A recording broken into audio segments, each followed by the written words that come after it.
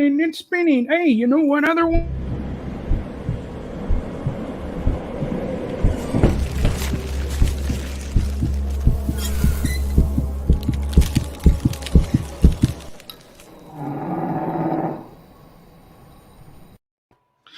I never heard that noise at the end before, did you?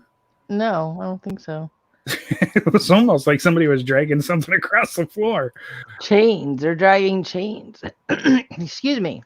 I'm hoping that was chains, because if that wasn't chains, that's my That wasn't.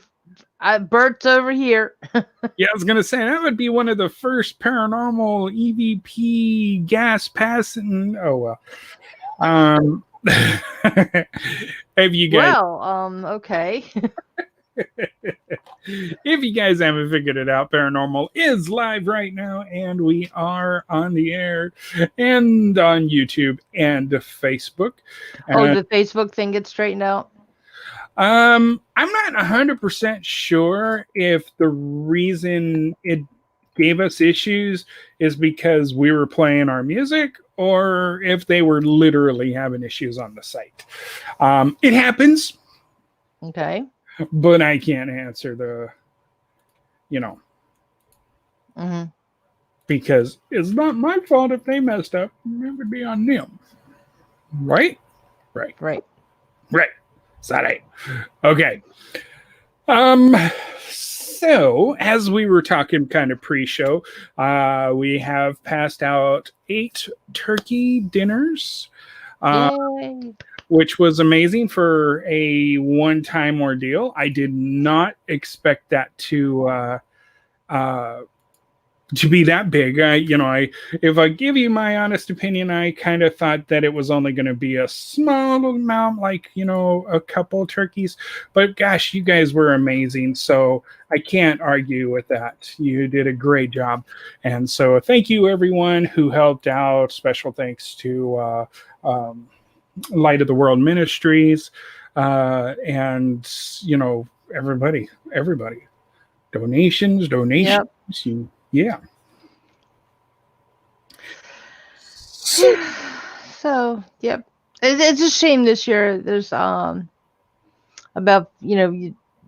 volunteering or having to stay to your immediate family and stuff. It's a shame. I mean, it's just Tom and I. My kids are scattered, so. But I know what you mean, because we're the same way. We're just here. We're not going to do anything. I feel for the people who have to put up with pretty much trying to do a family gathering when there's so much running rampant right now. What are the right? Let's see.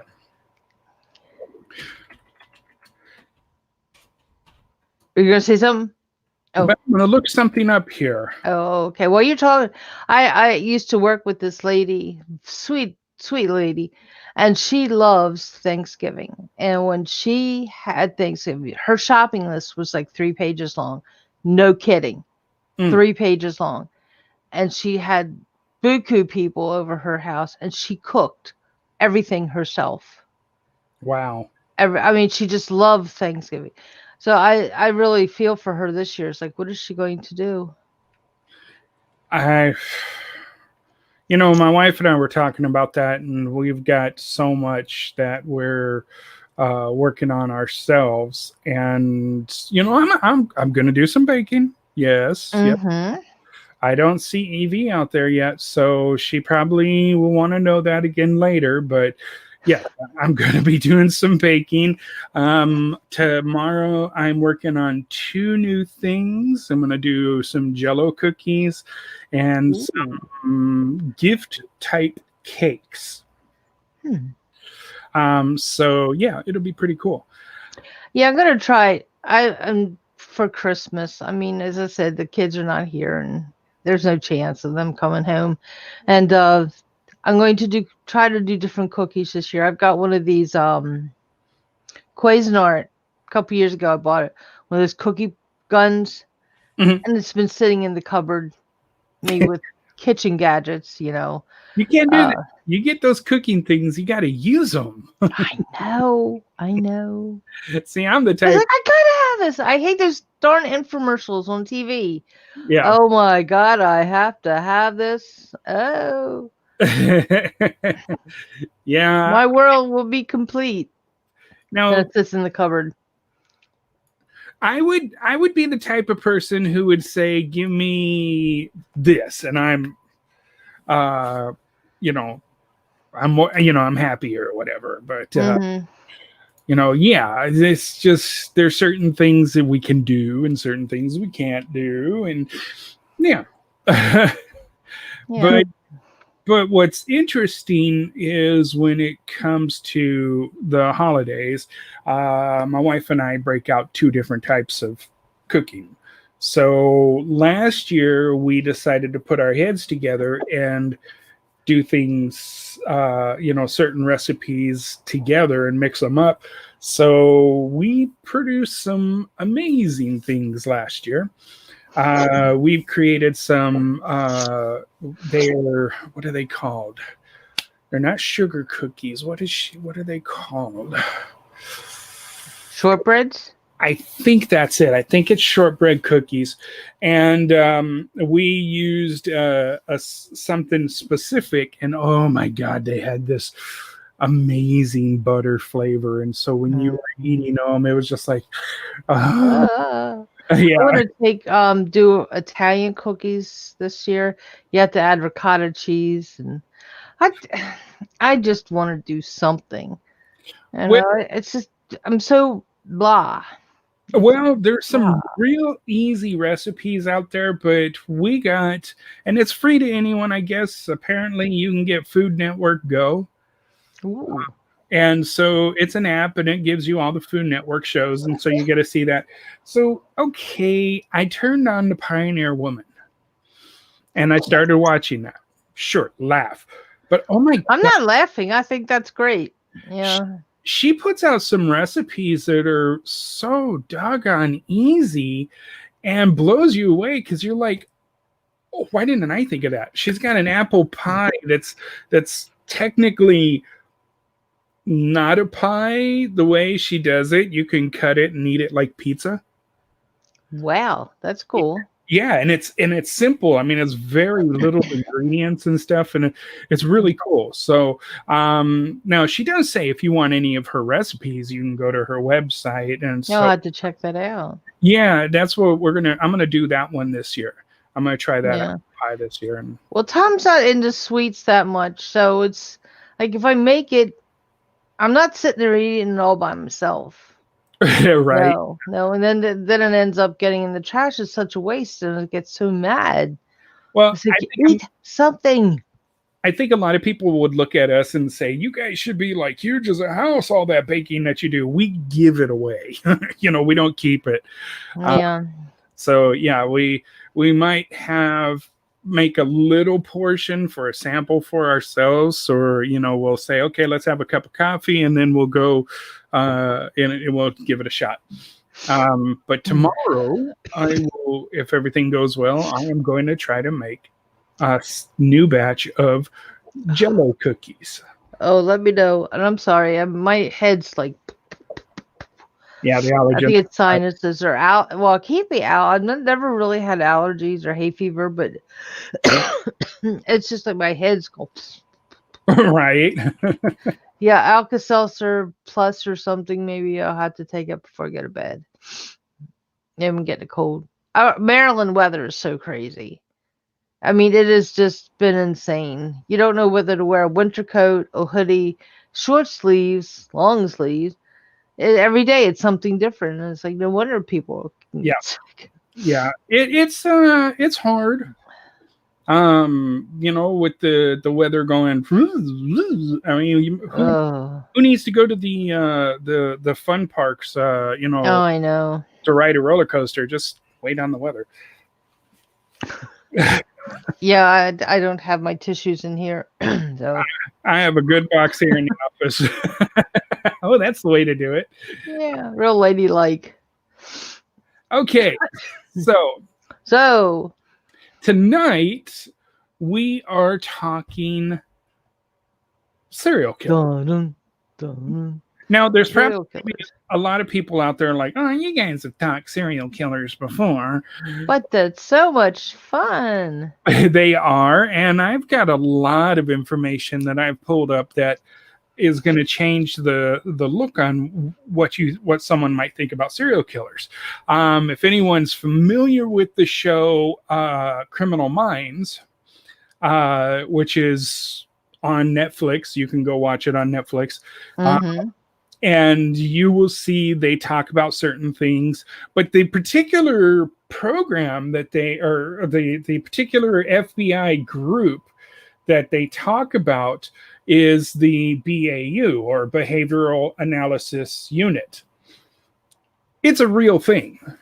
It is a real group of the FBI, and I just happened to get a book on them. See, then now I'm gonna have to order another book. Nope. You have it. You have it in your Facebook already. Oh, okay, cool. And it the book is actually, it's U.S. Department of Justice, Federal Bureau of Investigation, serial murders, disciplinary perspectives of investigators. This is through the Behavioral Analysis Unit, National Center for the Analysis of Violent Crime. Okay.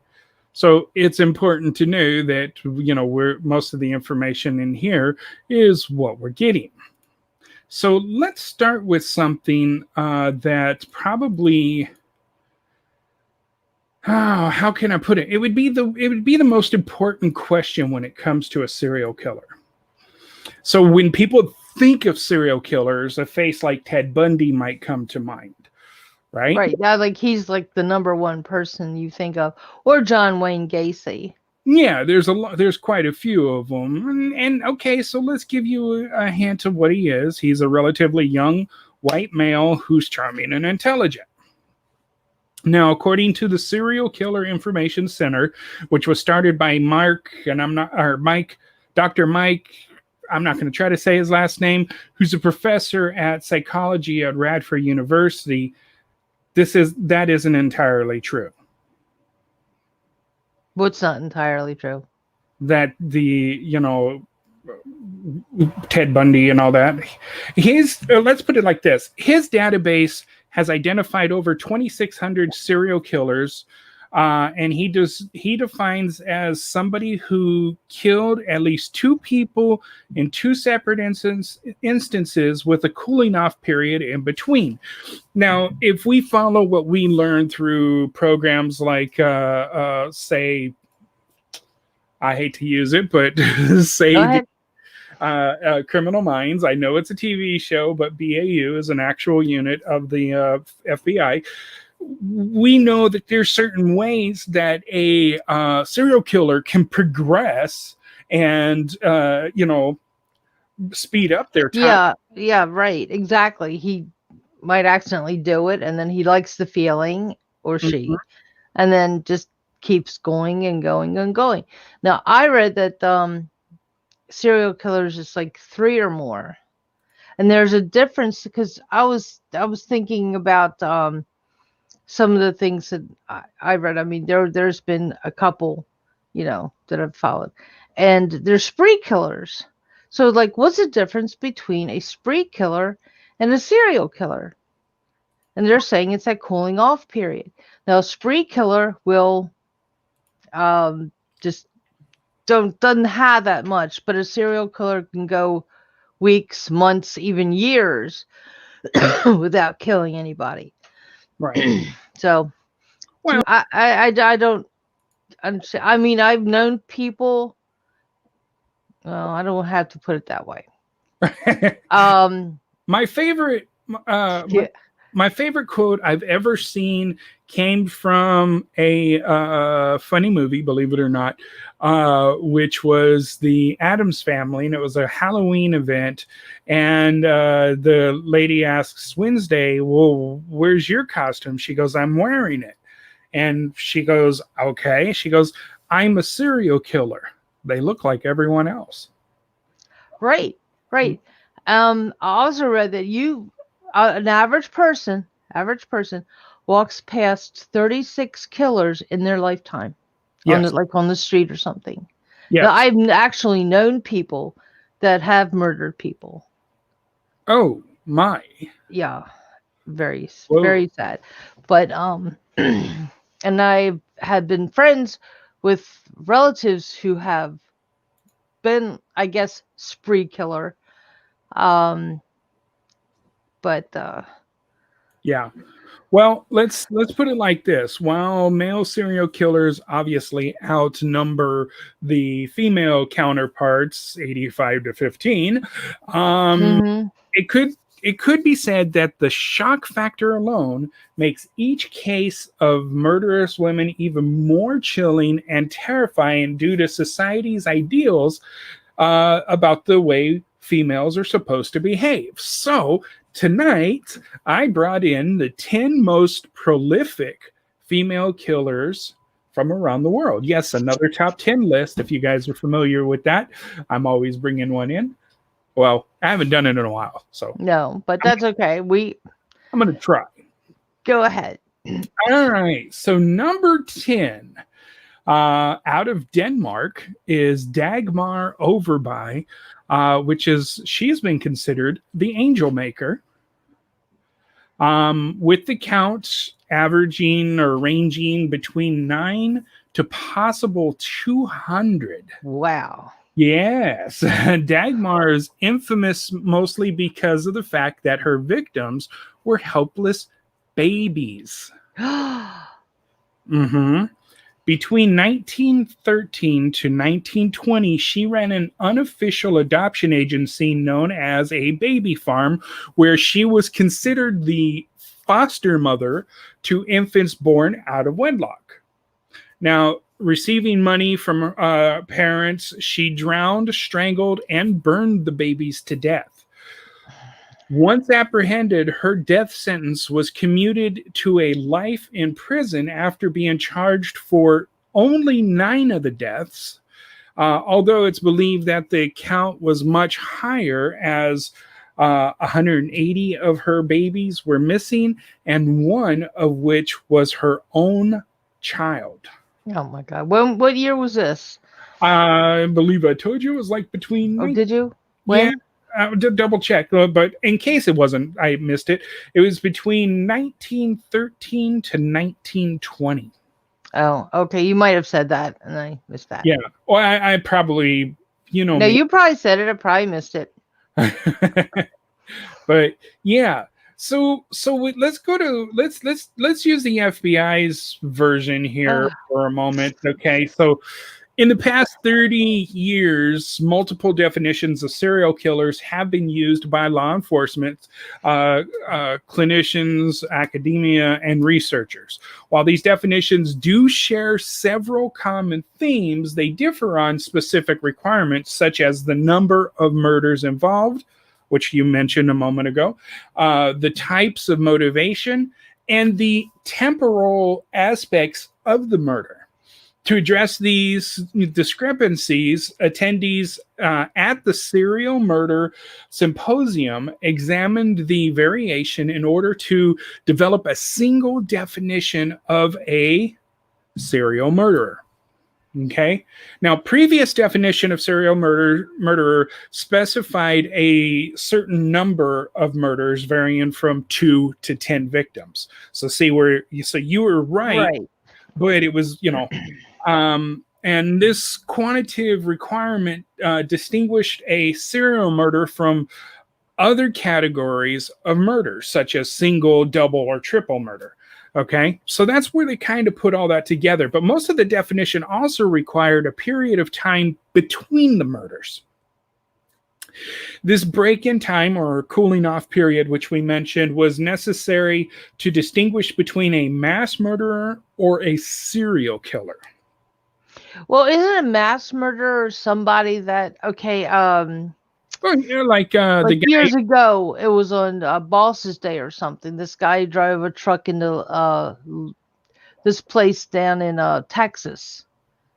Drove a truck in the cafeteria and killed all these people. or Yeah. the guy that walked into McDonald's and started shooting all the people. Well, what about the guy who put the bomb outside the building in Oklahoma? Yeah, you got those. And Or the guy that made everybody drink the Kool-Aid. yeah, I Jim was thinking of him first. Yeah. But So yeah, I think that would classify as mass murder. But yeah, that would. I'm pretty sure. right.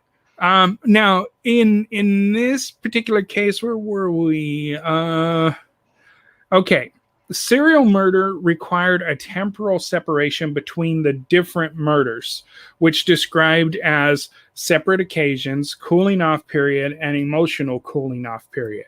See, some of these guys, they needed to cool down, and some of them would want to go back and kind of relive it by having either taken a trinket or something that, they could do that by.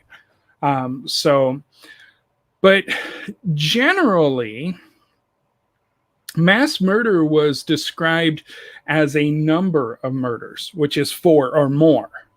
Now, occurring during the same incident with no distinctive time period between the murders, these events typically involved a single location where the killer murdered a number of victims in an ongoing incident. For example, in 1984, San Isidro, I hope so, McDonald's incident in San Diego, California, which you mentioned. In 1991, Luby's Restaurant Massacre in Killeen, Texas. I don't know if you remember that one. That's what I was talking about. Right.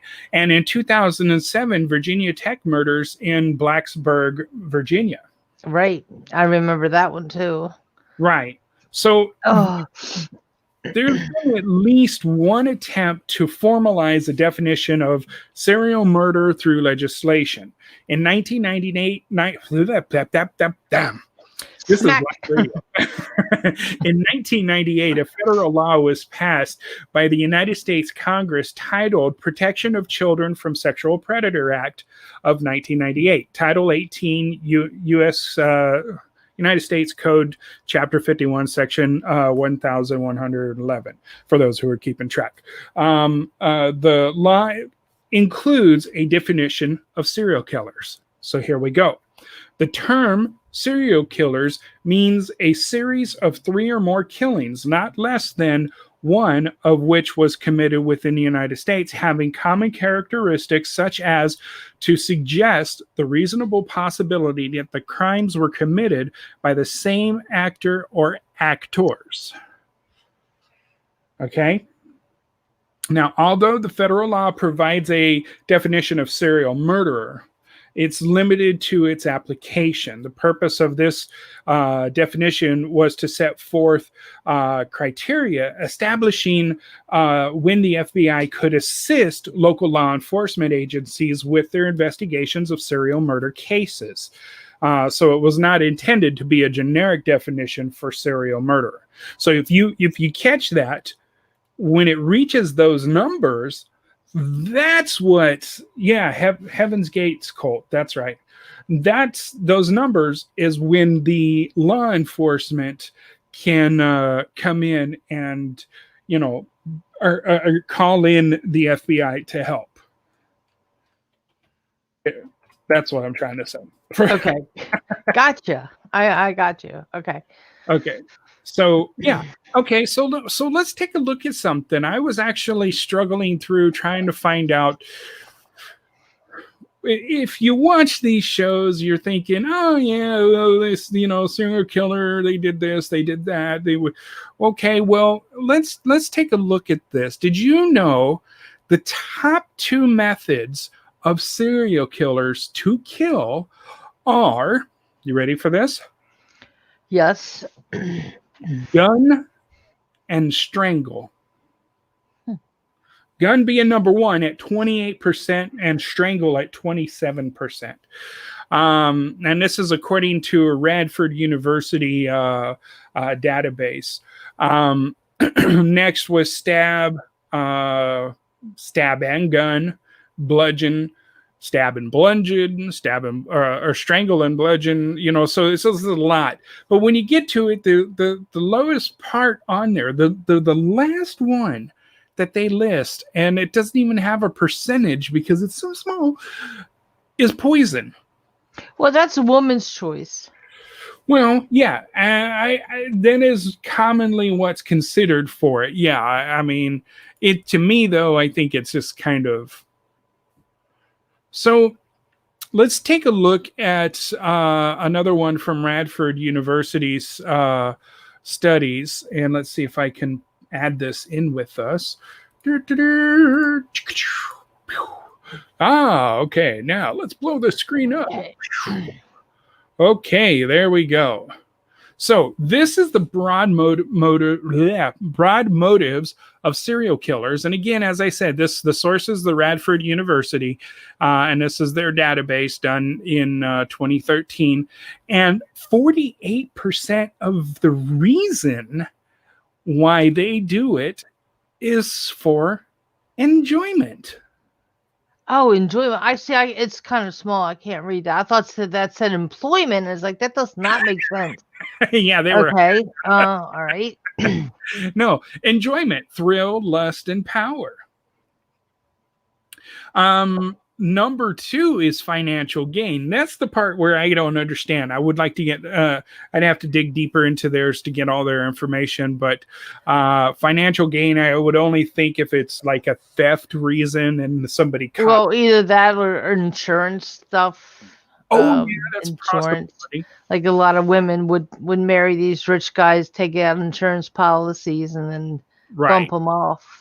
So as of their studies, the top 5 reasons somebody is a serial killer is enjoyment, financial gain, anger, multiple motives, and gang activity. Okay, so that to me says that there's definitely something not right. Just not. So it's kind of that's a possibility. She says that financial gain leads to power and stability. I can see that. I can see that. Oh, Sarah's there. Hi, Sarah. All right, let's see. Number 9 on our top 10 most prolific female serial killers from around the world. Number 9 was Dorothy Puente. She was known as the Death House Landlady out of Sacramento, California. You ever heard of this one? If maybe not the name, but could be the okay. What she did. Well, this deadly landlady ran a boarding house in the 1980s where mentally afflicted and elderly boarders had their Social Security checks taken from them. If they didn't like it, they were killed and buried in the yard to shut them up. 7 bodies were eventually found, although she was only charged for 3 of them. I'll explain why they do that in a little bit. After a childhood of abuse and later charges of vagrancy, running a brothel, marrying older men, and forging their checks, she drugged her tenants before killing them. And after many reports of strange activity, missing persons, and a body found dumped away from the house, she received a life sentence without parole. So here's the thing. Everybody says, well, they have X amount of murders. Why are they only charged for a little amount? Go for it. Possibly because it's got more evidence than the other ones do. That is partially correct. The other part is like this. Okay, let's just say 4. Okay, so they get charged for 2. If something happens, like a hung jury, or they don't have anything and they send them off, guess what? They're not done. Now, that's cool. Now they go to court for the other 2. See, that's why they don't do a mass charge. They do it X amounts so that they piece by piece. Bingo. So they can't be tried for the first two anymore, because if it was like That would be double jeopardy. Yeah. right, but they can still be charged for the others. So they get smart on how they do that now, which is really good. I like that. All right, number 8 is Vicky Dawn Jackson, also known as Angel of Death, and she's from Nocona, Texas. Now, I never heard of this one. Between 2000 and 2001, this Angel of Death is considered to have murdered more than 10 male and female patients at Nocona General Hospital by injecting them with something chloride. Mivacurium chloride. I'm going to put this in the chat. Okay, good. All right. So yeah, I think it's I know. I don't even know what that is. Well, basically, it paralyzed them and stopped their breathing. Now, Vicky had always dreamed of being a nurse, and many considered her to be, a kind and caring nurse. One of her victims was her third husband's grandfather, and her own family had no quarrels about reporting that she was capable of these heinous acts, including her daughter.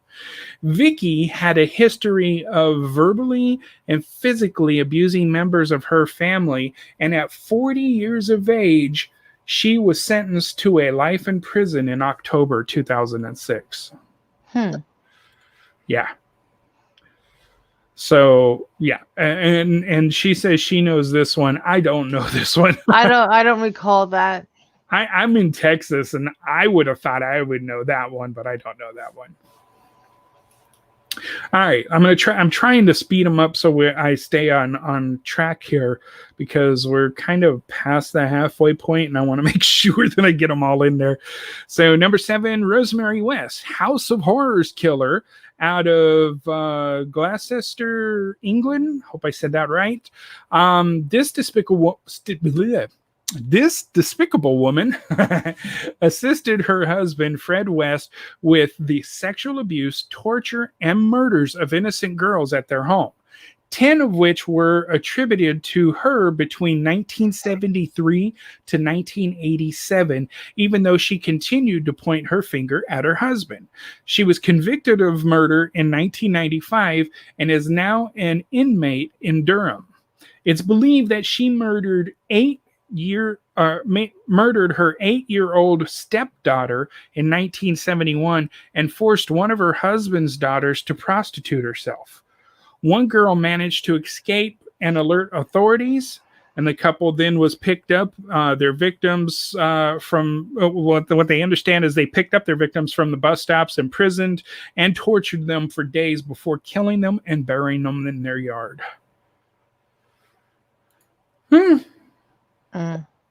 Well, so here I am. I'm mentioning the women, in this top 10 list. But a study at, we come to it, which does the most murders between male and female? Men. Well, by standard, serial murderers by gender, yes, outdo females without a doubt. This one is extremely blurry even for me, so I'm not even going to bother putting this one up.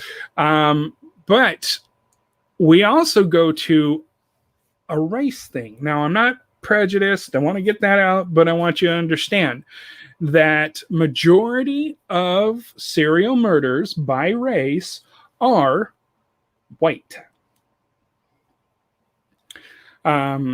So yeah. So if you want to look at it from 1900 to 2010, number of murders by white females were 3,272.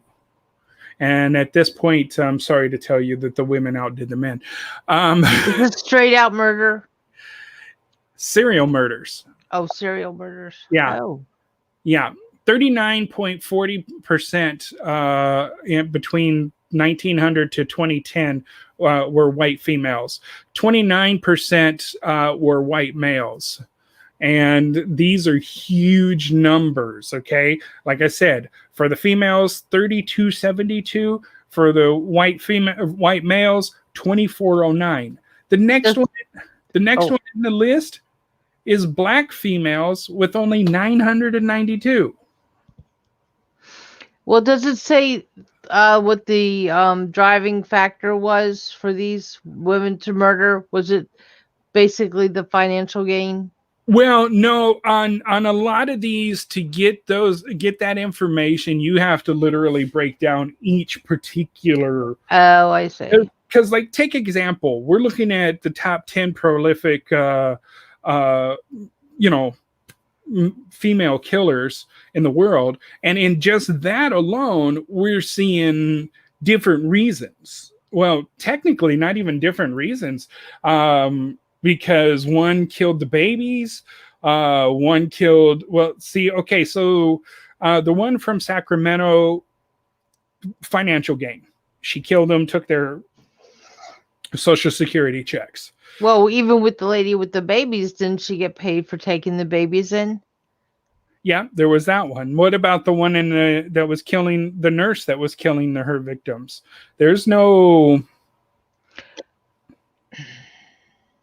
Yeah, there's no reason there. Then the Rosemary West, where she was bringing in the girls, Now that could possibly be okay. A girl would probably, if says that she's hitchhiking or something, would get in the car with a woman more than a man. She would trust a woman, or maybe even a couple, Right. husband and wife or something like that, instead of just like a man or something like that. And she could be the one that was delivering them to her husband, Right. to do that. Because I know that there was an episode on Criminal Minds about that.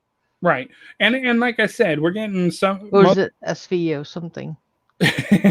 Well, most of the definitions that I am giving you, the actual definitions, is straight from the BAU's book on serial killers. So, I mean, it's a long book. I mean, there's a lot of information in here from issues, talking to heads in the media, media issues in serial murder investigations, prosecution of serial murder cases. I mean, there's a lot of information in here. So I just started on chapter 2 with definition of a serial killer or serial murderer, because I think it's more important to understand what one is by definition versus all the other mumbo jumbo.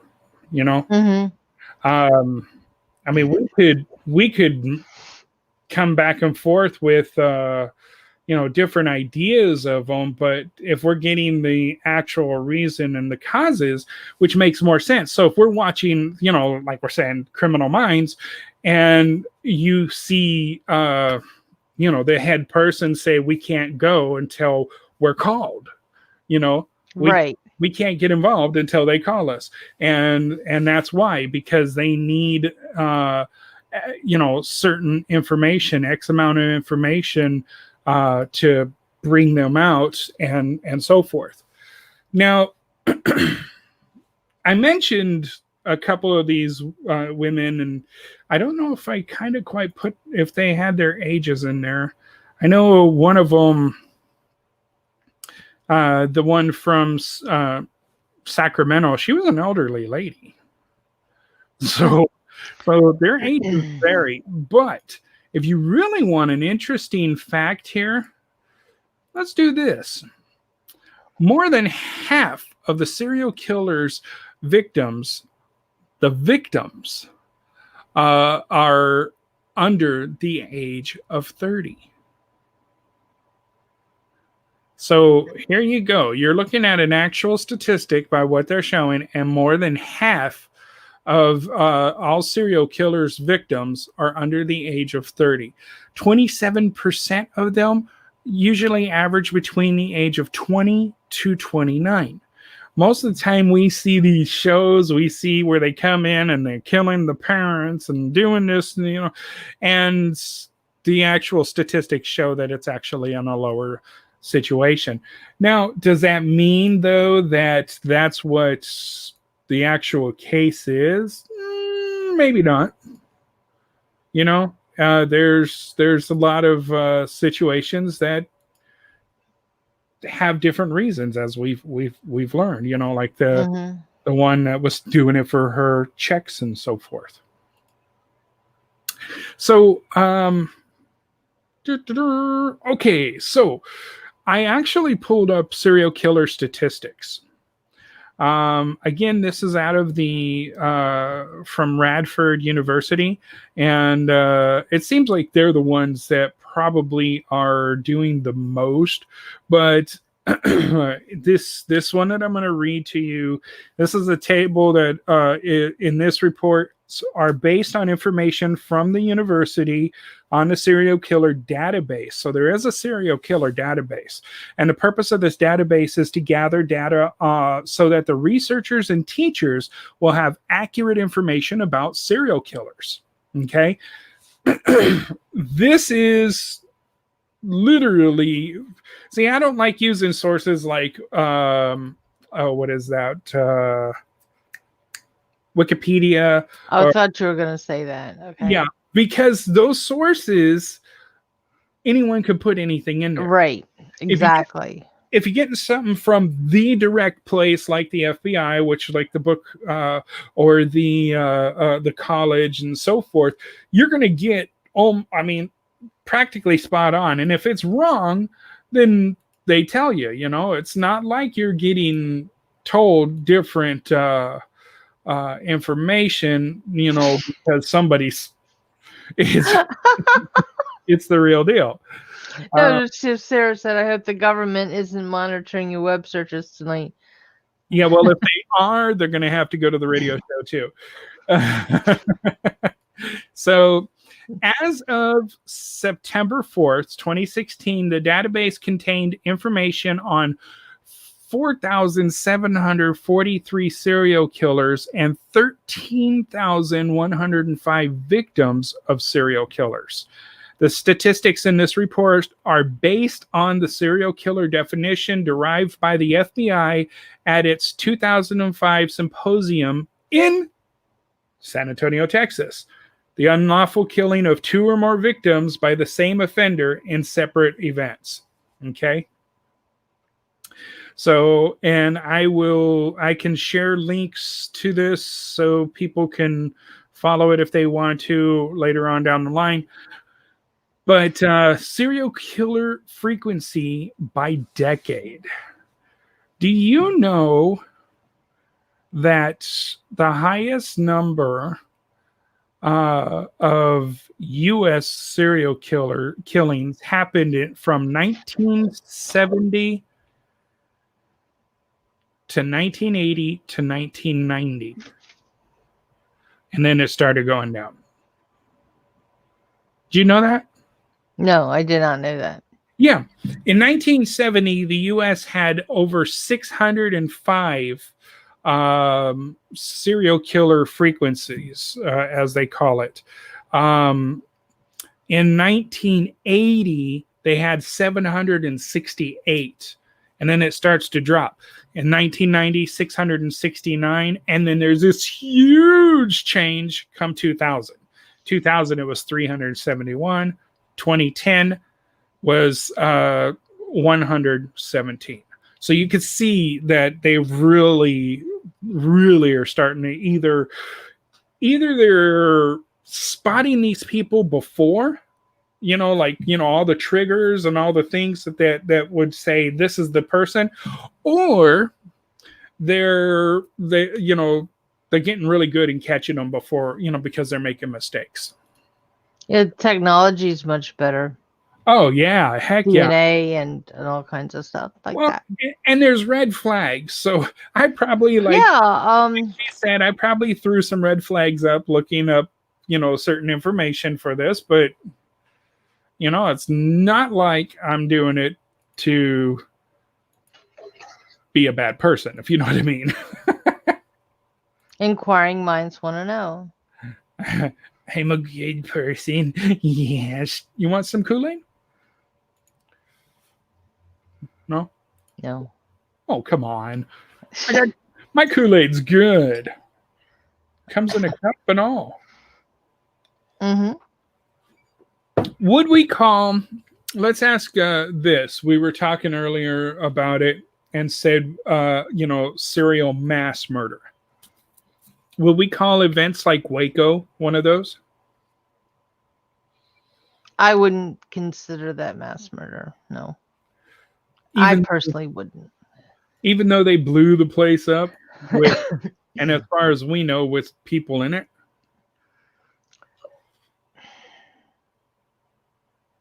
No. Who blew who up? Well, see, and that's going to be a question for the ages. Let's not go there. All right, let's see. Let's throw some more of these ladies in here for you. Delfina and Maria de Jesus Gonzalez out of Mexico. These two sisters ran a huge prostitution ring from 1950 to the mid 1960s called Rancho El Angel, which is the Rancho of the Angel, where more than 91 murders were conducted, considered the most prolific murder partnership by the Guinness World Book of Records.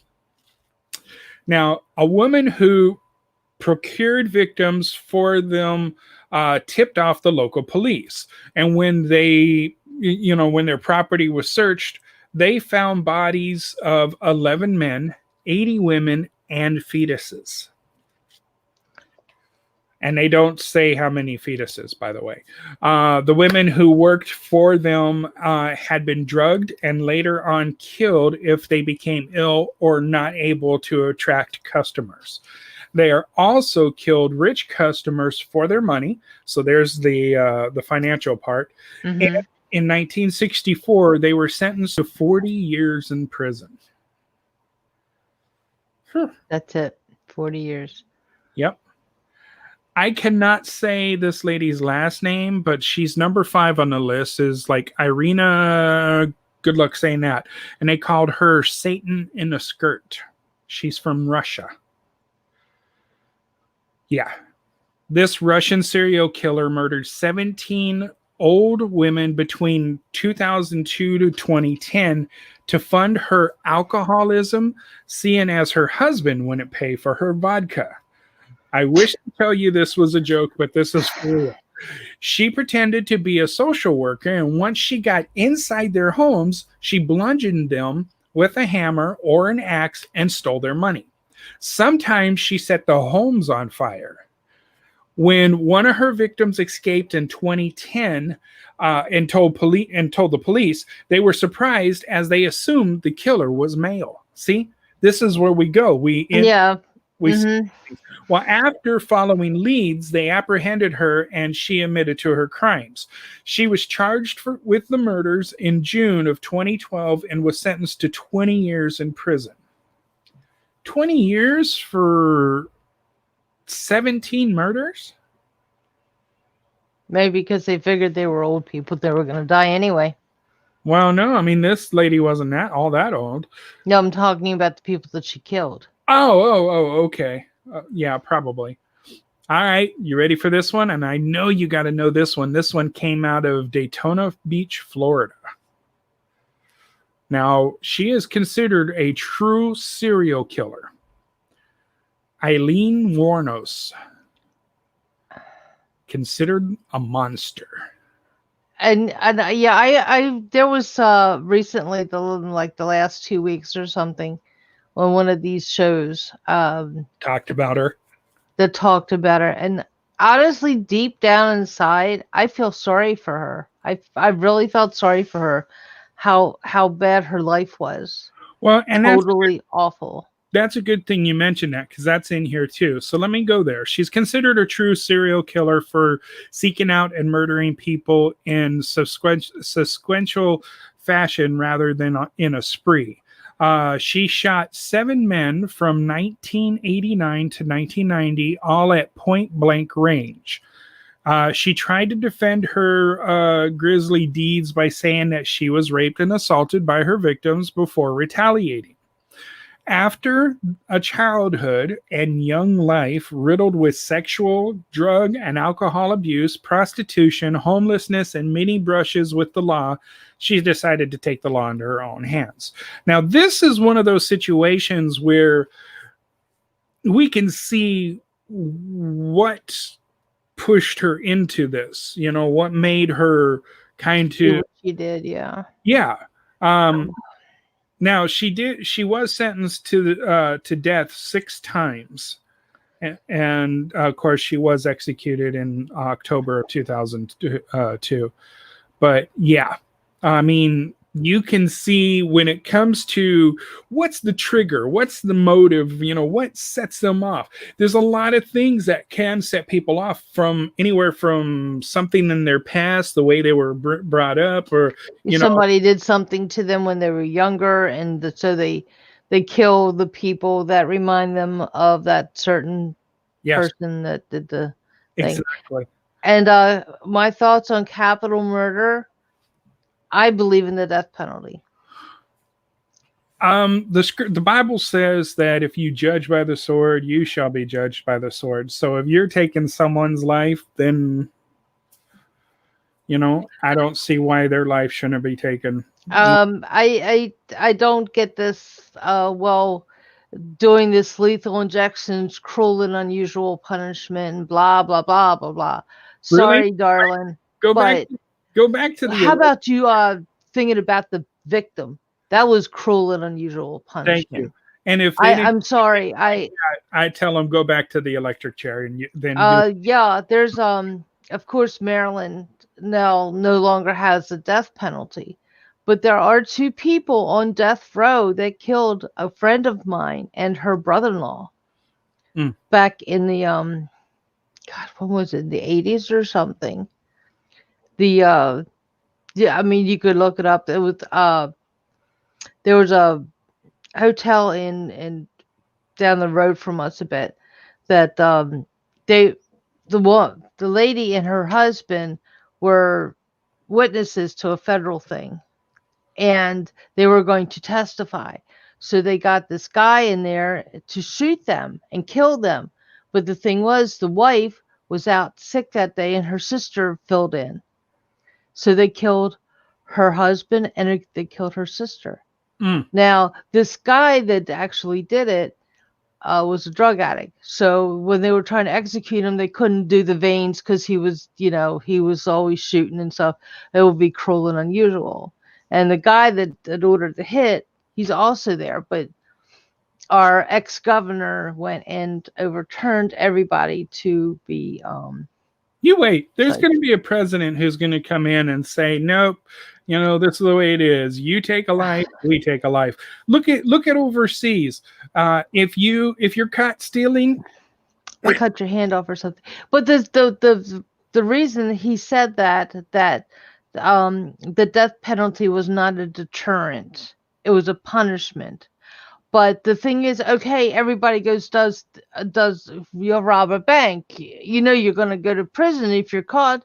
So they're not being deterred. But maybe I shouldn't do this.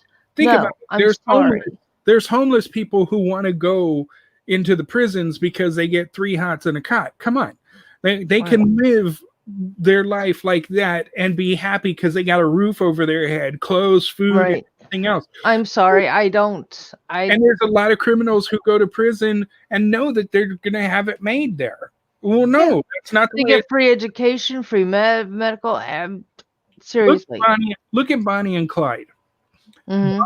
Bonnie rescued Clyde from a work detail. See, that's what they need to be doing, is putting their butts to work, make them the hard like cleaning the roads and doing things, instead of just being okay. You're thrown in prison and that's it. Yeah, you can't go shop to a shopping mall or no. They need to deal with that, and I think that's one of our problems, is that everybody is so politically correct crap now that my favorite thing, I've been woke. You're Oh actually, yeah, yeah, right. you should have been woke a long time ago. I mean, I grew up in interracial churches. You know, I didn't know what racism was, you know, and so come on, seriously? I know. I don't want to hear it. There's if there was a movie called A Time to Kill with Sandra Bullock and Matthew McConaughey, Yeah, and they're sitting at lunch, and uh, Sarah Bullock says something, or Sandra Bullock says something to him about, have you ever seen a man spitting and blah blah blah blah blah when he's hooked and begging for his life, and because she was a bleeding heart card carrying member of the ACLU. And right. it's like, okay, how many of the victims were there begging for their lives? I'm sorry. Forget it. Mm-mm. All right. I'm Yeah. trying to Okay, find, I'm getting off my soapbox. I think it's called Copycat that Harry Connick Jr. Did. It was very young Harry Connick Jr. Hmm. And dude, you want to talk about creepy. That he played a very good role in that movie. Oh, Brad Pitt in California. Have you ever seen California with a K? The David Duchovny and oh my gosh. That is one of the best performances Brad Pitt has ever done, and nobody ever mentions it. You have got to look. It's California with a K. You know, instead of CA, whatever, it's a KA. Yes, That I know. is I have three more. scary. Okay, sorry. Okay, so number 3, Nanny Doss, the giggling nanny. Various states in the United States, believe it or not. Between 1920s and 1954, Nanny Doss killed 11 people, including 2 children, 4 husbands, 2 sisters, mother-in-law, and grandson. One of her husbands was procured through a Lonely Hearts ad. When his autopsy was done, it was reported that he had enough arsenic in his body to kill 40 horses. Oh my gosh. Yeah, this sweet and happy serial killer finally confessed to the murders in October of 1954, but pleaded guilty in May of 1955 for the for the murder of her husband she found in the ad. She wasn't charged with all the other deaths. She later died from leukemia in Oklahoma State Penitentiary in 1965. So that TV show my husband likes called Deadly Women.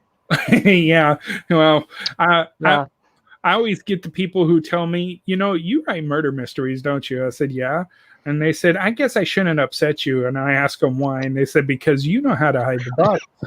Yeah, okay, so we watch CSI and NCIS and SVU and all that, and Yeah. we know how to Think about it. You know, what not to do. like in some of my upcoming books that will be coming out, there is going to be real medical terms that go along with it to make you think. Mm-hmm. So, you know, like we'll use everybody thinks that there's no such thing as a werewolf disease. There actually is. It's called lycanthropy, which was commonly seen back in the days of the circuses where you had the bearded lady or the dog man. Because it produced more hair on them, but it also recedes their gum lines, and so they look like they have fangs. Oh wow. Yeah, and so it has a lot of effects, real physical effects. So yeah, when we get into certain parts of that, I'm going to throw that in there. Part of the reason I like finding out information like this is because I want to be as accurate in my writing to really mess with people's heads. That's what it is. You remember the old horror films, that old horror one where Nosferatu, where you see the shadow of the hand come across. Oh yeah. That just scared the snot out of people. I mean, imagine reading like that. So yeah. So okay, so that was number 3. Juana Barraza, the old lady killer, Mexico City, Mexico. Woo!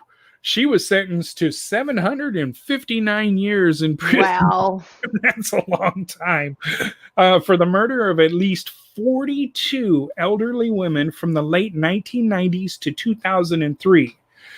She was a professional wrestler in Mexico who had a terrible start in life. Sold for 3 beers as a child by her alcoholic mother to a man who repeatedly raped her, she eventually became pregnant, had 4 children. Her lucha libre wrestling name was the Silent Lady, which became an alter ego, while in real life, she targeted women over 60 years of age who lived alone. She strangled or bludgeoned them to death before robbing them, and she was charged in 2008 after police initially thought that 2 people were involved. Now, this lady, you can see what happened in the beginning of her life, and she got the alter ego. So I'm almost 100% sure that the reason she was targeting women over the age of 60, Her mom. she was trying to get back at her mom. Mm-hmm. I mean, yeah. Give a guy a nail cutter. Actually, I actually have a book that I'm working on right now. We'll just call. I'll let you know the name of the title. It's called Floaters, and it is going to be. It's going to be good. It's going to have some phobias in there that it's going to throw you off, and this one will be a nail biter. I guarantee you. So, Floaters, as in people getting thrown in the water, bodies found in the water. Well, anyway, that's a phobia of mine. I think I said this before. Like, I'm afraid to look in the inner harbor in the water because I'm afraid a body's going to float up. Oh, okay. I don't know. It's a scary thing. And the last time I was down there, we were saying, and I was like, I can't look in the water. And that afternoon, after we left, they found a body in the water. Okay, I'm going to show you the cover. I've shared it once before, but I designed the cover. So here's the cover to the book. Oh, that looks good. So yes, this will be the cover to the book, and I am working on the book. So, yeah. If you don't understand, this is going to be perfect. And if you look at the lettering, which is really cool, it actually looks like it's waving too, in the water. Mm-hmm. That looks good. So when are you going to be done with that one? Hopefully, well, I'm actually going to try to start pushing typing on it this weekend and stuff if I don't have other stuff come up. But if I can, I'm going to try to put it out by the end of the year. Oh, good. I'll buy a copy. Okay. All right. So here we are. Number 1 on the female serial killers. Well, so these were the top 10 most prolific female serial killers from around the world. Now, I think I did do some time ago the top 10 here in the United States, but this one made it even better. Elizabeth Bathory, the Blood Countess from Hungary. Is that the chick that bathed in the blood of young virgins trying to keep herself young? Well, let's find out. Because even Tom knew about that one. This Hungarian countess is considered the most prolific female murderer by the Guinness World of Records, even though the exact number of deaths is still debated. She is also known as the female Dracula. This bloodthirsty countess and her assistants tortured and killed hundreds of young girls and women between 1585 to 1609. During her trial, it was revealed that the number of victims was somewhere upwards of 650. That's not a small number, folks. That's a big number. There are many stories about her drinking and bathing in the blood of the murdered girls to retain her youth and beauty. So yes, you're right, but she also drank it. She was Ew. she was eventually imprisoned in a tower with walled windows, where she was said to have died 5 years after going insane. Good. Yeah. So yes, that's her, but as we said, she had a different name. So yeah. But there you go. So you got a sneak peek at the cover, and the stories are going to be so good, and the story in there is going to be so good. You're never going to guess who it is. I bet you I will. Bet you Let won't. me start reading it, and then I'll let you know. Okay. Okay. Well, did you ever figure out who the killer is in the Stevens case yet, or on the slasher yet? What slasher? You can get this. You can buy. I didn't get the book. I mean, I don't have the book. Okay. Because I'm kind of lost here right now. Hold on. I just had this pop up of something I asked the computer to do a long time ago. So, yes, this is the book, Crime Scene Confidential. And as you can see, slasher. Okay. All right. Well, I'll have to order that. You can get it on Kindle right now for 99 cents. It's a small book. It's a novella type book. And I have considered continuing this because, yeah. Anywho, it's really good. Even I was impressed by that. On that note, Thanksgiving. Oh, you're right. Next week is Thanksgiving. Yeah, Thursday. Went to the store today, and we're not doing turkey. We're just doing a roasting chicken. Right. And we were just going to do mashed potatoes and corn or something. And I was laying there thinking, no, mashed potatoes, green bean casserole, stuffing, corn pudding. I'm sorry, Tom. We'll be eating leftovers for a week, but that's fine with me. I don't have to cook again. Just nuke the stuff, and we'll be fine. But I'm excited. I'm excited because I want to do something. Right. So. Well, I guess are we gonna do something next week? We can do. Well, I don't know. Well, it's usually because people are going away and stuff like that, but since nobody's really going away. What if I could tell you of a ghost story from Thanksgiving that led to something along the topics of what we're talking to tonight? Fine. Yeah. It sounds like what's the X-Files? The guy murdered his entire family at Thanksgiving dinner. Right. Luther Lee Boggs or something. Hey, look at Beyond the Sea. I think it was the first season or something. Right. Well, I'm sorry. I love the X-Files. I'm going to sneeze. I'm trying not to sneeze. yeah, well, at least I'm not the turkey this year. No. Okay. All right. Well, we'll have some fun next week with some paranormal stories, some that'll freak you out, maybe an inside peek to floaters, and yeah, and a little bit more murdered families. Oh, do we have to do murdered families? It's kind of. Well, she did that with a question mark. Oh, okay. Yeah. And see, she missed the food we talked about at the beginning of the show, all the bacon and stuff. So I'm baking a cake. I am going to bake a cake. Oh, you're gonna love the cakes that I do.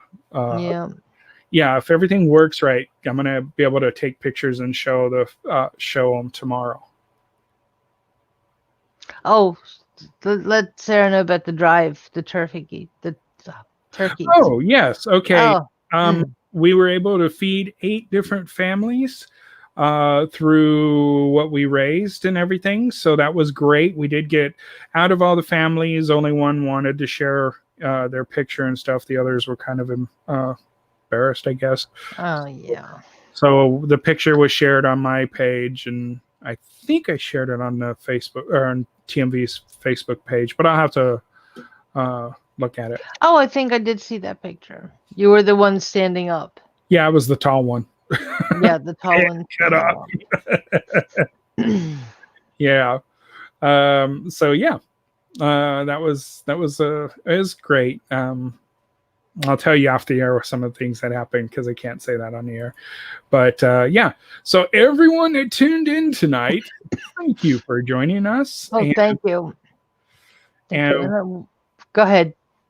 And we're trying to get some guests lined up. A couple of them are having schedule conflicts right now. So as soon as we can get them figured out with that, we'll get them in, and it'll be fun.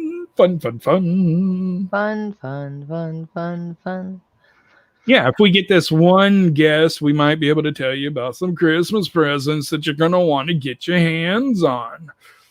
I don't know if we're going to really do an off season.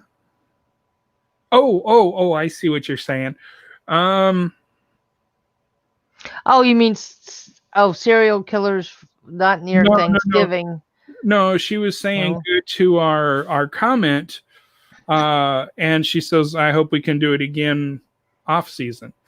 I'm hoping that means for like raising the turkeys and Mm-hmm. So, yeah. I think what I'm going to do again is next year, if possible, depending on how things go, try to. Yes, I did see Peanuts both. Yes. Thanksgiving and Christmas will be aired this year. Thank God. Yeah. Controversy. Let me give you the biggest controversy out there right now. I don't know if you watch it because I know you watch Netflix. Do you watch the Great Britain baking? No, I don't. I do. Mm-hmm. And I was really upset when they got rid of Lottie this year. But there was a huge ruckus after this last episode because one of the ladies got removed and everybody believed that the one that should have been removed, and I said that instead of Lottie, should have been removed also, and they didn't get rid of her, and she's still there. So people took to the media or to the social media sites, and they started fighting against it. And so Paul Hollywood supposedly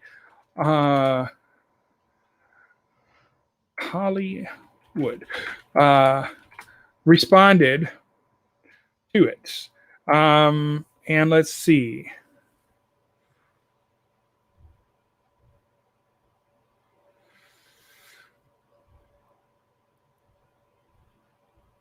Okay, I'm going to his Twitter page because apparently that's where they did it, or he supposedly replied at, because a lot of people were not happy.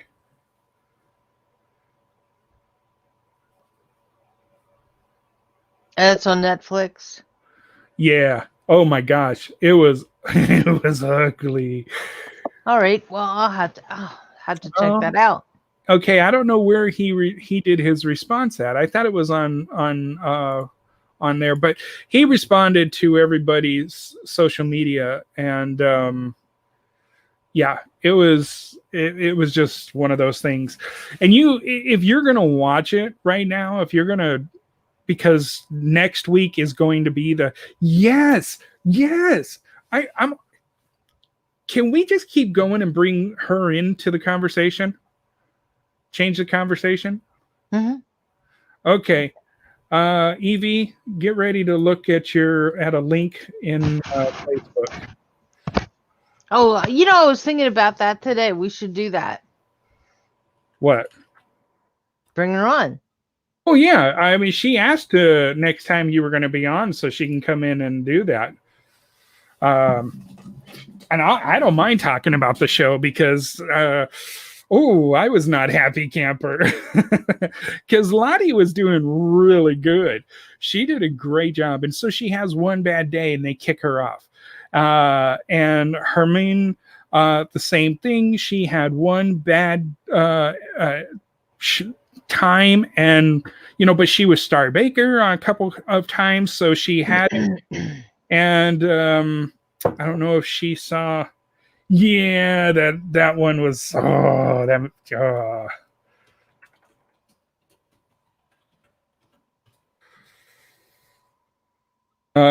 yeah.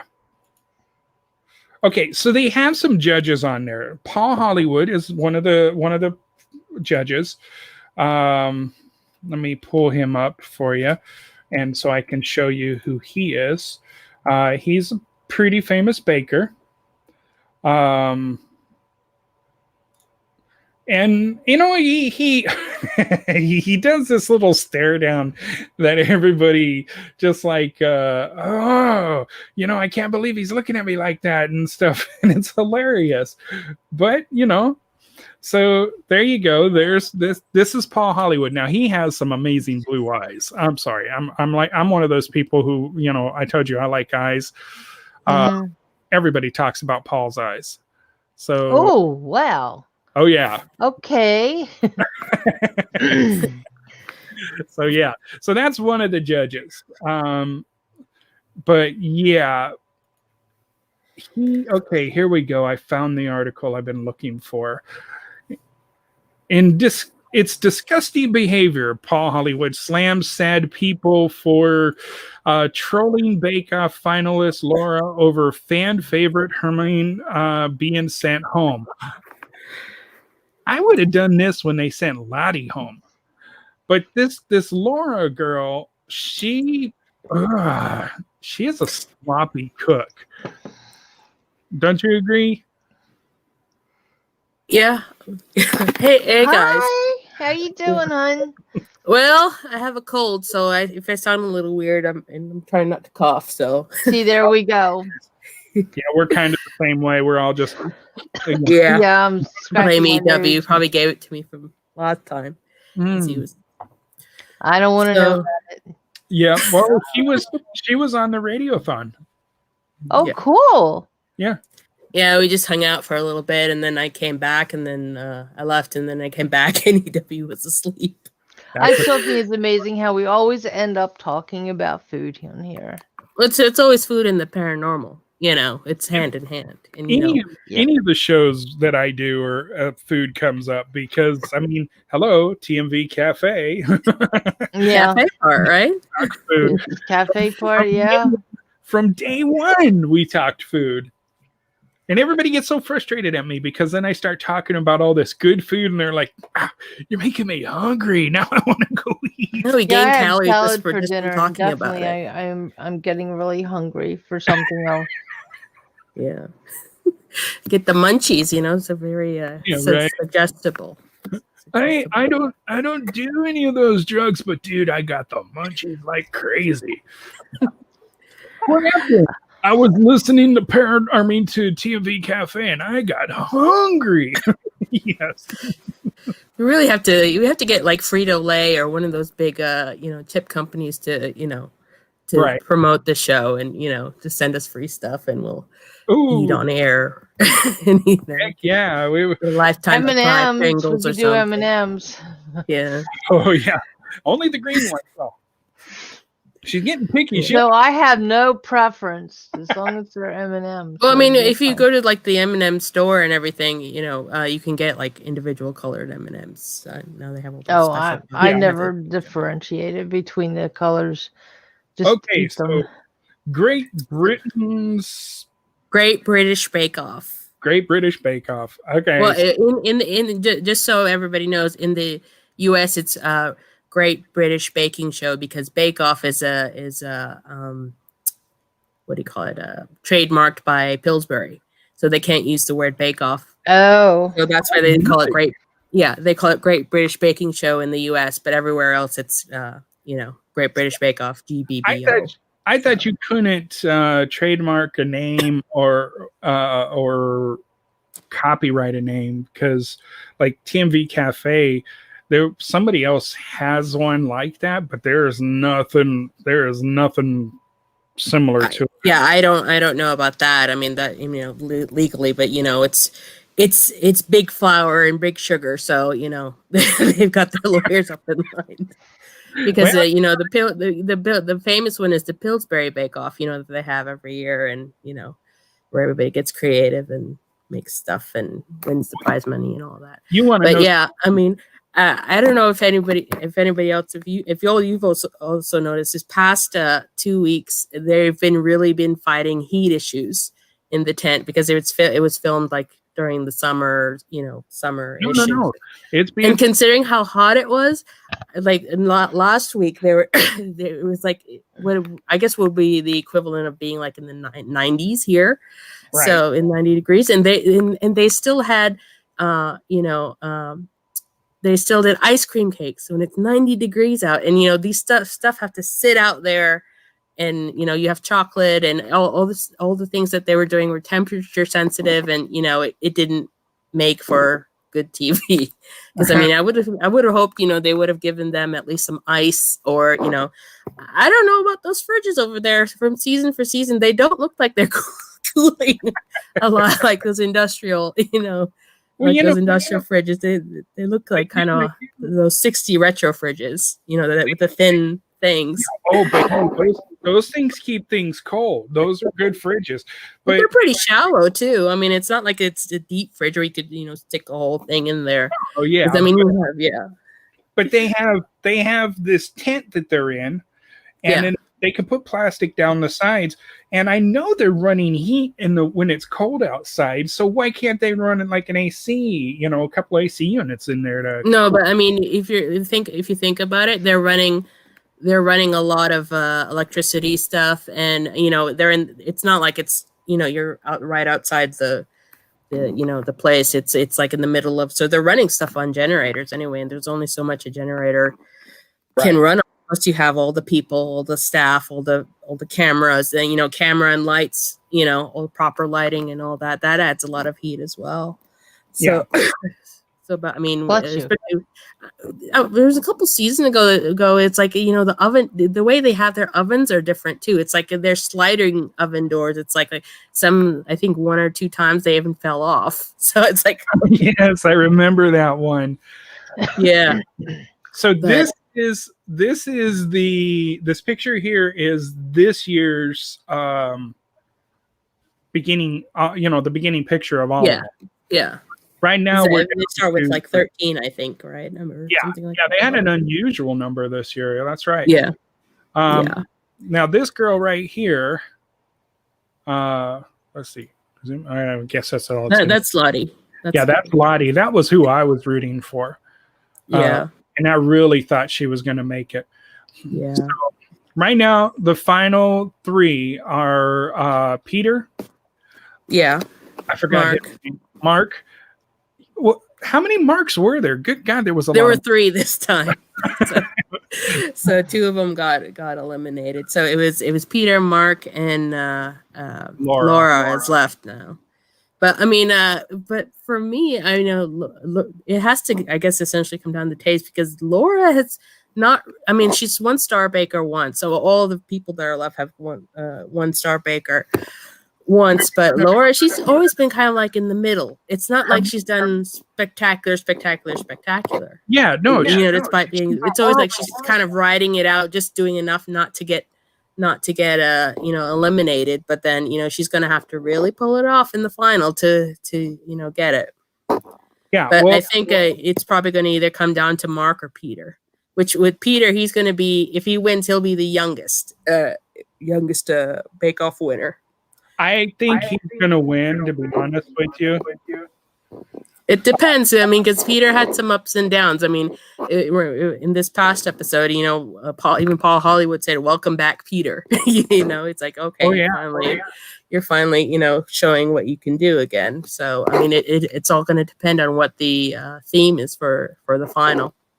and it's been an unusual situation over there because of COVID, because they've kind of like created their own little biodome bubble sort of thing. So you have to consider it's been filmed for over like 10 to 13 weeks, and these people have not been able to go home and practice in their own kitchens. They've had to pretty much stay on site.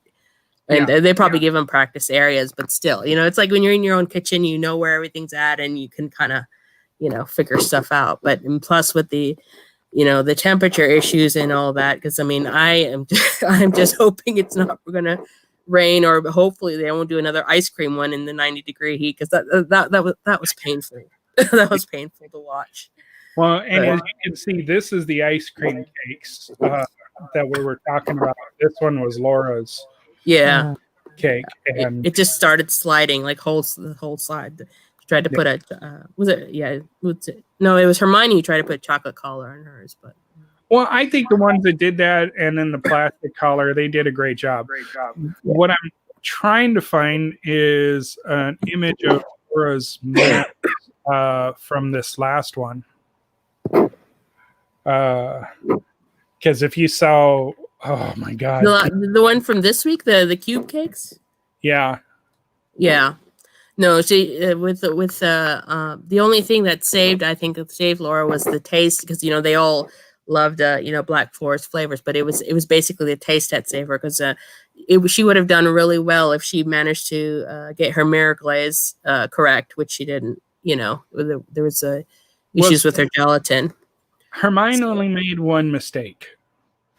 This time, she's really not made mistakes. As you said, she's won Star Baker several times. She's put out a lot of good stuff. Just twice. But I mean, it was like in that statement from Paul Hollywood, it doesn't matter what you've done in the past. It's what you do on that tent and during that time, that section of that day. So, I mean, they're going to treat them the same as if they were, week one versus, going up to the final, the complexity level is going on. But another thing that I've noticed, and a lot of people on Twitter that, I've seen, I've kind of, watched what they're doing. They've been like getting really weird with the technical challenges. It's not like, I noticed. Yeah. I mean, the earlier this year, they had a Japanese week. I mean, this is Great British Bake Off. Why would you have a Japanese week? And, and even, I guess it would even be fair that, Paul and Prue, they, how are they supposed to judge, Japanese baking when they've barely had, not a lot of experience with that. I mean, most... when it comes to Japanese baking, it's not forward in the public consciousness. Like you said, what type of sponge this is. Because I remember even in Paul Hollywood, he got into a bit of trouble saying about Japanese baking when he was supposed to be doing a 3-part special or anything on Japanese baking, and he made some comments about not nice comments about the Japanese way of baking, because it's very different from the British way of baking, the more traditional ways that we do it, because their baking is more influenced by like the Portuguese, or it's more they like really spongy textures, where here the texture, it's a textural thing mostly that some people are not used to. Then we like things a little bit more crumbly and soft and that sort of thing. So here's a sneak peek of what it looks like, this Laura's baking. And this is supposed to be mirror glaze that was supposed to go into the pan. And she took the pan and tried to fill it back into a bowl and dumped it all over the counter. That's something I would do. Well, but okay, I get it for like a one-time accident or something like that. I've made accidents like that before too. And see, here's the glass bowl that she poured it into. But this is every time she bakes. It's a mess. I don't know who cleans up their tables and stuff after they're done, but I feel sorry for the people. You hope she's leaving a big tip, right? Well, you mess it up, you clean it up. That's what think. You make that kind of mess, it's No, your. I mean, she seems like a nice woman. I'm sure she helps out, once they're done. Any proper baker will clean up after themselves. It's not like, oh, bye. I mean, you have pots and piles of pots and, burnt caramel on the bottom of each one. And you said, oh yeah, bye, I'm going off, but I'm sure that everybody kind of pitches in and stuff, because the whole, and I think that's what people love, Great British Bake Off, is that attitude of, it's positive, and, it's not like, you're tearing people down, making them cry and all this other stuff. That people are really supportive of each other. Even, people who have lost and come back, they usually bring them back on like the last episode. They all come out as like friends. It's like, oh yeah, we still get together and bake and talk and go on drinking trips and all that stuff. So I mean, it's like they actually become friends. It's a friendly competition, which food brings everybody together because everybody has to eat. So. Forgive me, but this is some news that just came across right now. Police are searching for a suspect after 8 are injured in Wisconsin mall shooting that happened today. Oh. The police searched into the night for a shooter who opened fire at a mall in Milwaukee suburb, leaving 8 people in the hospital with injuries. The shooter is believed to be a white male in his 20s or 30s, but had not been identified and could still be inside the mall. This is, believe it or not, this just came to me right now. Yeah. And so it's dated, or it's timestamped now as well. They say the authorities worked to clear what they called an active crime scene. Shoppers ran for the exits and hunkered down fearfully in stores, telling reporters of rapid fire shots that drew a swarm of both local and federal law enforcement.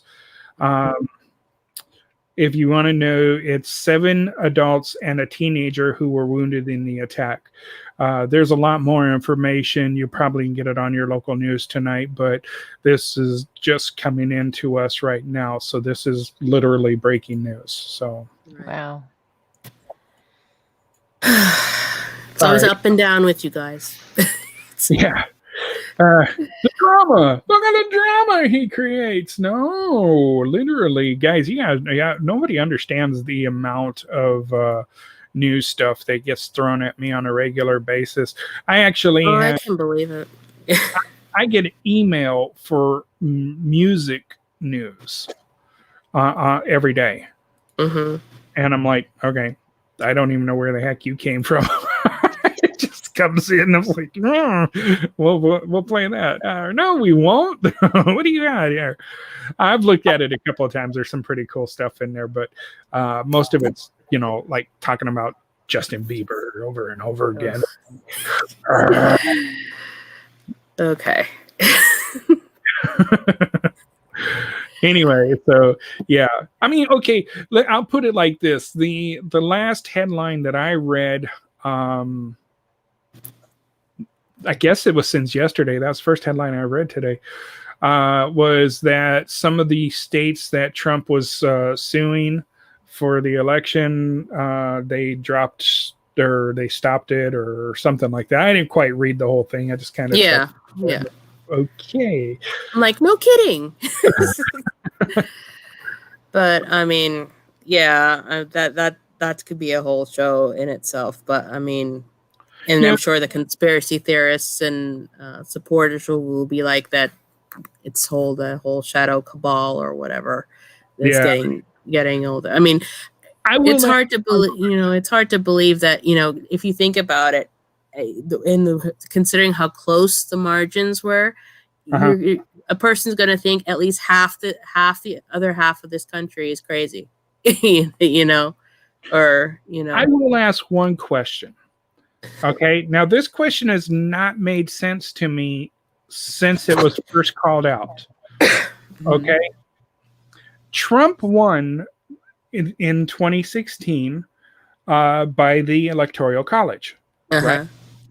But it was Trump who also claimed that Russia was involved in tampering with the election, but in favor of her. Even though, because Hillary won the popular vote. So yeah, but he didn't. It didn't matter on the popular vote. He got it on the electoral college. right. When And they then, finally come out, that she won the popular vote, but it didn't matter because the electoral college already gave it to her. right. What gets me though is that if he knew that was true, if there was some Russian interference, why didn't he do anything? He had 4 years to do something about it. Why didn't he do anything about it? Because it was in his favor. The way that the See, that the system was. that's been the question that's confused me, because I was listening to NPR News the other day, and that topic was brought up again, Right. and I was like, I still don't understand it, because he won the election. So are you I don't know. I mean, at this point, if I was to be a conspiracy theorist, I would say Trump won because Russia was involved in helping him, but Annie will tell you, no, that's not the answer, right? What was the question? You lost Annie. She's like, I love you, Annie. Trump won by electoral college when he beat out Clinton, right? Right. I remember that. Right. So it was a legit win, right? Right. And that's why the Democrats wanted to do away with the electoral college this time, because Trump won that. But it kind of, if they did that, what would have happened, Well, I mean, I think when it comes to that sort of level of election, because I mean, the problem is that all the states, they do things differently, and there's not really any oversight for. I mean, on the state level, if you're doing your governor or your little races, that's fine. But I mean, when you're doing it for a national level, the voter commission should have had more power. They should have made everything consistent, and then everything could be counted in the same way, because every state has different votes. It should be an umbrella thing. Like when they had Al Gore and the hanging chads and all that stuff. Remember all that? Look, I mean, if they're going to do it, it needs to be in a system. Look, we could do a lot of things on computer that goes worldwide. Like even now, we're on a radio station that's literally hurled worldwide. People who want to can go tap into YouTube and watch us doing this worldwide. So and we know for a fact that governments had computers before computers were actually released. Why not the government creates a system that stays within their system that the voting could go through, and the computer system could give you up-to-date tallies, like right, yeah, instant. But the only fear there, I think, it would be that there's going to be always that fear of hacking, election hacking, because our computer systems, we're constantly under bombardment, whether it's Russia or China or Iran or whoever. But I think there is a way to circumvent that, because basically you take the next most comprehensive system in the United States. He said, okay, if you pay taxes, you get to vote. I mean, the IRS is going to go get every single penny from you, so their records are going to be pretty much clean. I would hope. You never know, and I'm sure a lot of people would argue. But I mean, if they put it like on a national system that if you pay to the IRS, you should get to vote. I mean, and I don't know how much of this country, based on people who take stuff out of this country in terms of fraud. There's a lot of fraudulent activity as well, not just in the healthcare system, or people trying to get on disability, or it's a big complicated system.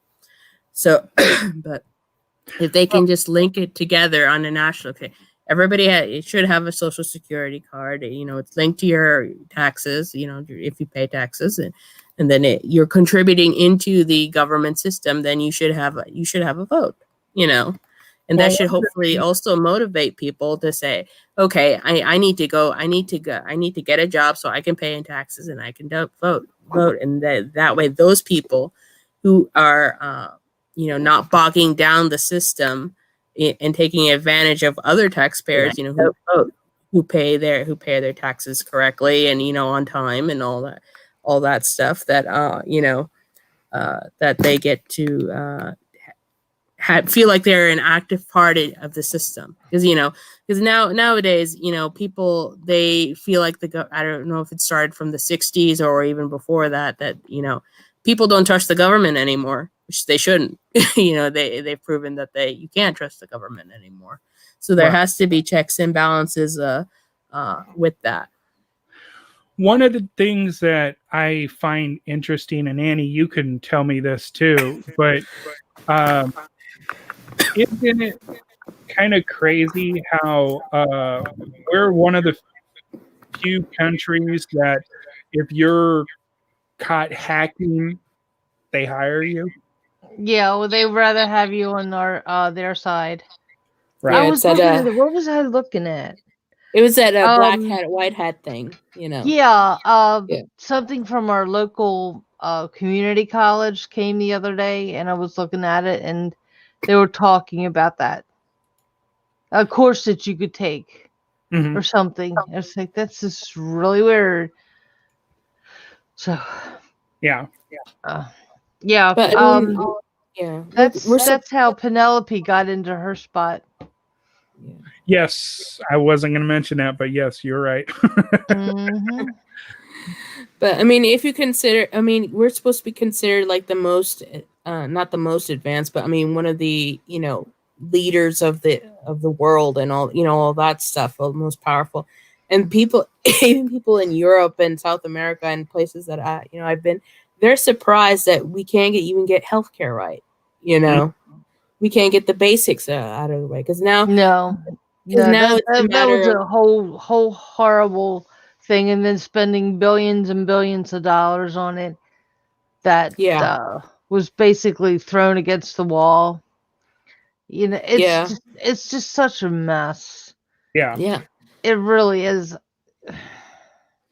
Did you see that thing that came out about Pfizer with the vaccine? I mean, as somebody who works in the medical field, the rates that they're giving, they're saying 95% rate, which seems unreasonable to me. But, as far as, the initial studies that they're doing, I don't know if they're padding their numbers or not. But yeah, I'm sorry, but okay, even like with the flu shot or something, it's not always 100% effective. No, it's granted, though, there's mutating. different strains, but right. I'm sorry, I'm not taking something that 10 years from now, hey, back in 2020, 2021, did you take the the shot? It's you like, can get compensated. That was like the blah, blah, blah. blood transfusions, and they later found out with AIDS and stuff, right?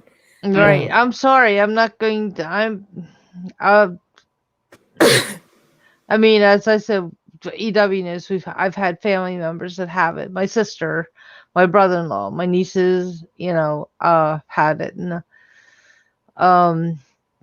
I take this very seriously. Yeah, I mean, and you should.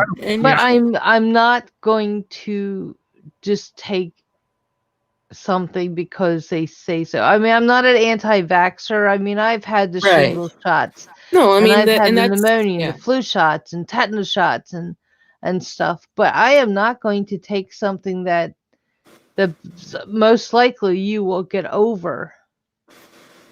Well, I mean, it depends on your level of health as well. Right. Well, I'm not so healthy right now, but I'm so super careful.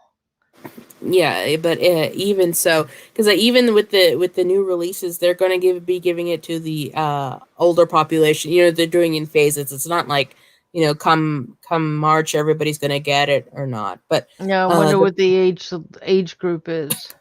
Probably your over 65 or your Medicare patients, because they're going to be the most high risk. I'm not quite there yet, but I'm pushing it. Yeah. But what I was saying is, there was this back and forth between Pfizer and Mike Pence, because once they, release, we had 95 percent, cure rate and all that stuff, and then Mike Pence said, it's, things are going well and it's because of us. And then Pfizer, they actually, because drug companies, they usually don't get involved, but they clapped back like with under 12 hours, and their department said that they had they took no money from the government. They're not a part of Operation Warp Speed, which is what the whole the Corona initiative under Mike Pence was. That they said they didn't have any money from the government to help push the stuff forward. And my question is that there was at least, it was either $3 or $8 billion that was put into this Operation Warp Speed. Where did that money go? Because where does a lot of the money go? Right. I mean, because the only thing that I have currently seen right now is there's the Pfizer doing vaccine, and there's one other German company. Pfizer's a German company, but another German company, and then they have Eli Lilly, who's doing the antibody therapy, which is supposedly not. I mean, I don't know if it's just as effective or not, but they're starting to roll that out in the hospitals. You have that same. They're trying to hurry that up because they want to compete with Pfizer, because whoever Pfizer's going to have their thumb on everybody's neck because they have the vaccine, basically. Right.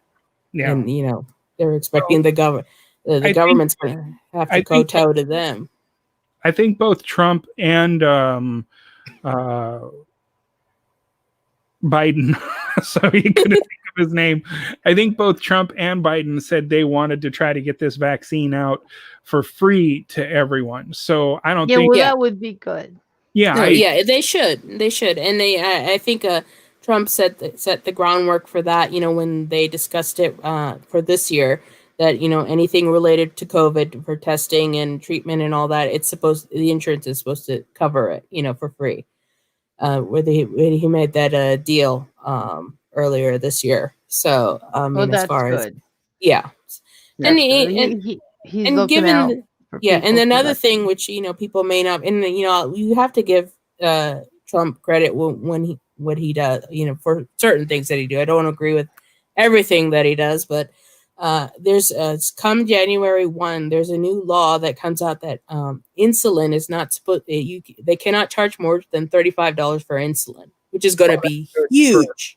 Yeah, because usually for insulin, it's usually like people pay from like between $250 and $500 for a month per month. Right, that's ridiculous. Yeah, and like so EpiPens are the same way. Right. I need to carry an EpiPen. I can't afford it. Pray to God I don't get stung. Yeah, every year. I mean, I'm not sure about EpiPens, but I mean, if it's that sort of stuff, they're expensive. There should be a rule that if you need a certain medicine to continue your life, I mean, a lot of things that are in the market now is for preventative stuff. But if you need a certain medicine to live, like to live, if you don't take it, you're going to die within the next week or 5 minutes. That medicine should be free because everybody should have the right to live. Now, I wanted to take that pneumonia shot. Yeah. Prevnar 13. I do Good RX because right now we're between insurance. And the shot is $200. There's no through break. Good RX? Through Good RX or I mean, I would shop around a little more, and also check in with your doctor's office because sometimes you can get it's I don't know, it depends on your income level, but there's low income subsidies that you can get cheaper meds through the state and said okay. But this Good RX does compare prices. Right. One of the new things that Biden is trying to do, it's supposed to be, for this new initiation with not with Obamacare, but he said that he's going to open the market up so Americans can go to even the different countries where they can get those drugs cheaper. And I thought Trump already did that. No. So I thought he or did. I for really did. competition, but the caveat being is, it has to be FDA approved. That the Yeah. medicine is good, which is right. I So know I mean, they years ago, I had a guy that my ex and I knew that had gone to like Canada. He, yeah, business trips to Canada, and they had this stuff for like, I don't know, it was migraines or really nasty headaches yeah, with codeine in it. You hmm took one of those because he brought some back. 5 minutes later, your headache is gone. I was like, why, right. with stuff like that, why can't people go somewhere and get it? To Well, a I mean, reputable yeah, place, of course, not on the black market, but or just order from somebody, any Joe Schmo right. off the internet, because you never know what you're gonna get. Right. I mean, I've heard some patients say, like inhalers are super expensive for people who have asthma or Yeah, I COPD. know. They, Luckily, I got mine done before yeah, we lost ours. So yeah, I get asthma. So every right, now and then I have to take it. right. I mean, I'm But, on after my stroke, I'm on 6 meds a day. right. Blood thinners, Yeah, cholesterol, blood thinners blood are expensive pressure. too. Oh Yeah, my God, it's yeah. ridiculous. And It just it raises your costs blood me. pressure just thinking about it. Yeah. But But believe me, that good RX has saved my butt many times. yeah, but there are some other things that you can do, and I mean, just shop around, because I mean, even we know that it's a major problem. I mean, I've heard of patients trying to get their inhalers through Canada. I mean, for God's sakes, there's a Simpsons episode about it. I mean, if it's on the Simpsons, it's true. Yeah, really, exactly. They discussed this on the Simpsons with Abe Simpson, Homer's dad, trying to get meds and stuff, but but I mean, it's an ongoing issue, and people are especially hurting right now with people not working and stuck inside, and I would estimate, based on what's going on right now, we're probably going to be looking at still being quarantined for at least through March. Yeah.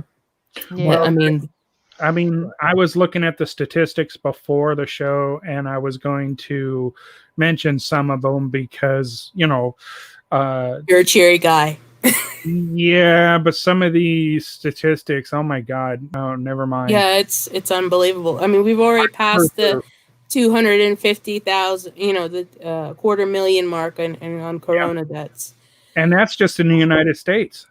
Yeah, yeah. I mean, we've already surpassed, and it's coming back in Europe. I mean, even in places like London, they've actually went and shut down for a month. They've closed everything down. But I mean, going back to your what is it, the pneumonia shot? Check with your health department, Annie. You may be able to get it cheaper there, or Yeah, they'll I be able should. to give it to you Yeah, free. I like to do the preventative stuff ahead of time. Yeah, you should, I'm especially very big on that. with your age and your history and all that. And the pneumonia shot is once a year. It's just once in a lifetime. You don't you just take it once. Yeah, that's right. I mean, the side effects are awful, but I've had pneumonia before, ended up in the hospital with it. I don't want to get it again. Yeah, you may want to talk to your doctor about shingles as well. I have already done the shingle shots. Okay, that's good. Oh, that was a trip. I need to question the pneumonia one though, because they gave my wife a shot at the beginning or 1 year, and then the next year they told her this is the second part of it. And Well, yeah, the shingle shots and stuff like that, sometimes they're in 2 parts. I think the shingle shots was 6 months apart. I might be wrong, but it was months. It was months. Yeah, it depends on the it depends on the type of there's several different conjugations and everything of the pneumonia vaccine. You can I think it can come into 2 or 4 parts. Yeah. And it doesn't have to. I've got to It's go not see a the one-shot doctor wonder. anyway, but I'm No. sure that Prevnar 13 may not be the right thing for me, or it could be I don't know. I'm trying to think of what I'm trying to say. Well, I mean, the main thing is if is making sure that you're not allergic. I mean, Oh, and yeah. especially you know, and if you're able to get it, you can, you know, try to, if you can afford it and, you know, you're able to get it, it's better, you know, to just discuss those, you know, types of things with your doctor and, you know, make decisions on what you want to do for your health. I mean, it's like, you know, for me and working in the healthcare field, I'm required to have a flu shot, you know, because if you're coming in Yeah, well, contact with I do get flu and shots anybody every who year. comes into contact with large groups of people should have it, you know. Right. Well, I've got a flu shot one year. I think it was October, and by December I had the flu. Yeah. But I mean, and it's, But and it, you know, hey, not that doesn't always everybody's gonna, happen. yeah, but and not everybody's gonna be able to take it. Like I'm terrified for my mother because she's allergic to, you know, vaccination. So I mean, if she gets sick, you know, she gets sick bad. You know, Oh. it's like Mhm. you know, it's and you know, I always have to be, you know, be careful with washing hands and making sure, you know, Oh yeah, because you should see my if she hands. gets a cold, I mean, it's the bubonic plague. You Oh. know, and I'm the one taking care of her. I have washed But, my hands so many times, even lotion won't help. I'm constantly washing my hands.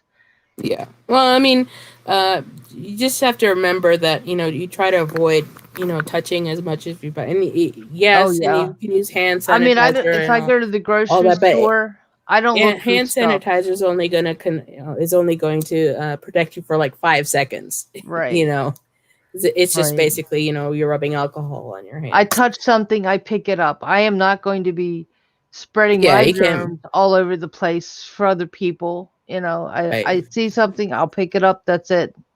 Yeah, You know, I mean, just have eyeball to it be kind first. of mindful. It's like, you know, if you have a door, you kind of open it with your elbow, or you know, that sort of thing. You kind of Oh yeah. think like you're always about to go into surgery.